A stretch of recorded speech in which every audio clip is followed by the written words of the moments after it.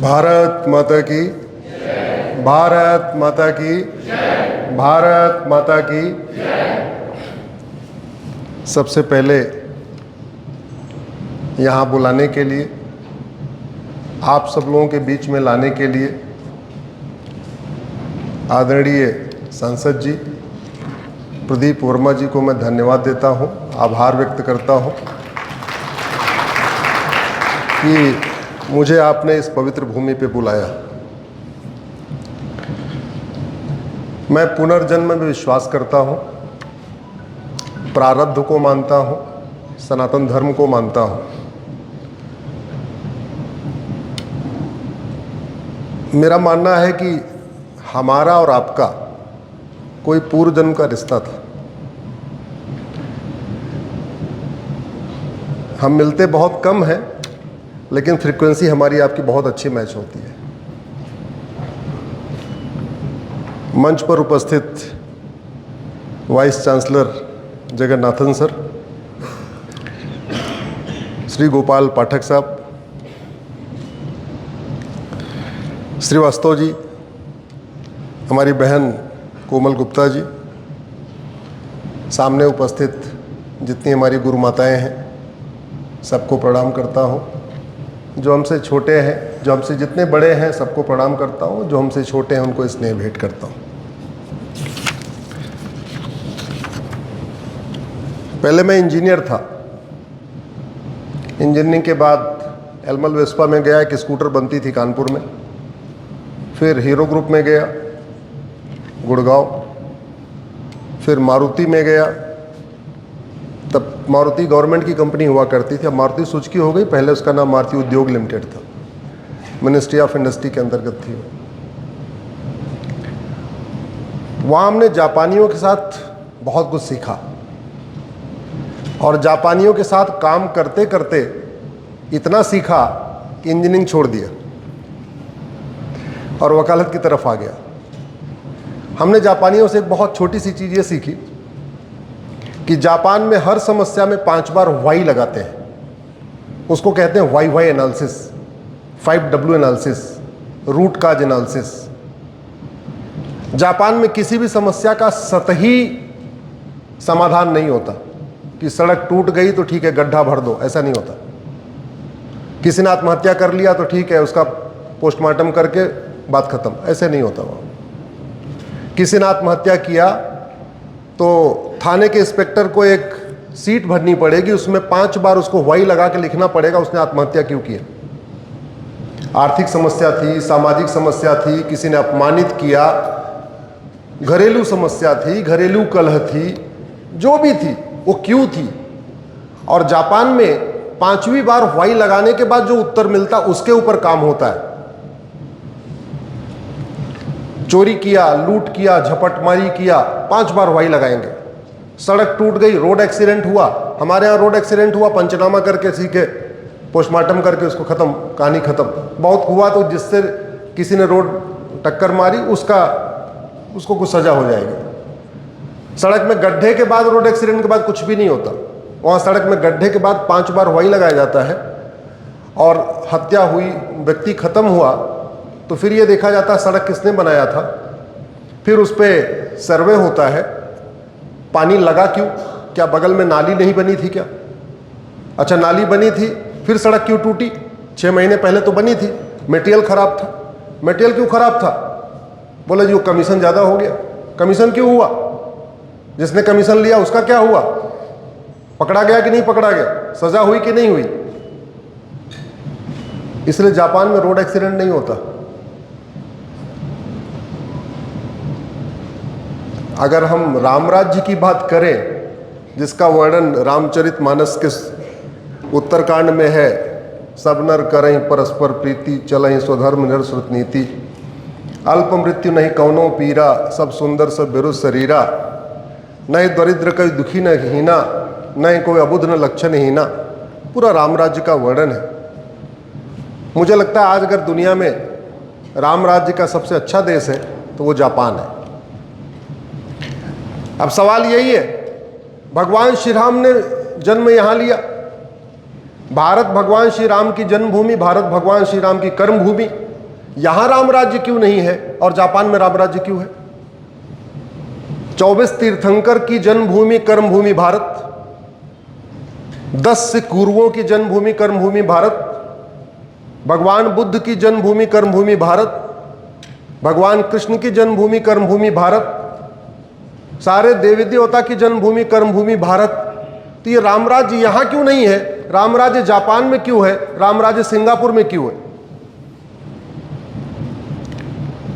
इसी की Y analysis कर रहा हूं, अपनी तरफ से कुछ कोशिश कर रहा हूं कि सुप्रीम कोर्ट में बदलाव हो, चीजें बदले।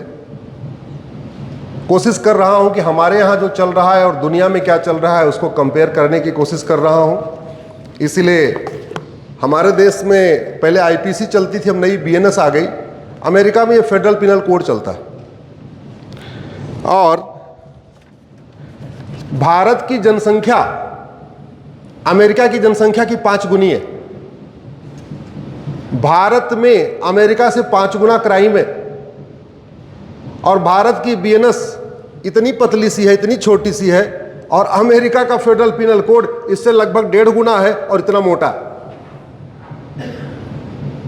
मैं आज कहता हूं, अगर ये अमेरिका का फेडरल पिनल कोड भारत में लागू हो जाए as it is, copy paste मार के, बिना कोई दिमाग लगाए, तो 25% भ्रष्टाचार, 25% अपराध तो अपने आप ही खत्म हो जाएंगे। क्यों? हमारे यहां कानूनों का मकड़जाल है। हम लोग डायरी यूज करते हैं। अगर साल की 12 डायरी हो, जनवरी की एक डायरी, फरवरी की एक डायरी, मार्च की अलग डायरी, अप्रैल की एक डायरी, तो अच्छा है, या 12 महीने की एक डायरी हो तो अच्छा है? जोर से बोलिए जरा, आपको बोलना पड़ेगा, इंटरेक्शन करना पड़ेगा। हाँ, एक डायरी हो या 12 डायरी हो? एक डायरी। हमारे यहां अमेरिका ने इस फेडरल पिनल कोड में 125 चैप्टर बनाए। वहां 125 तरीके का अपराध अब तक आइडेंटिफाई हुआ, उन्होंने एक अपराध के लिए एक चैप्टर बना दिया। हमने क्या किया? 125 अपराध के लिए 50 कानून बना दिया। वकीलों के लिए दिक्कत, अच्छा ये वाली धारा यहां से ढूंढो, ये वाली धारा यहां से ढूंढो, ये वाली धारा वहां से ढूंढो, वो वाली धारा वहां से ढूंढो। जज के लिए दिक्कत, एक मुकदमा सुनने में 50 कानून खोलना पड़ता है।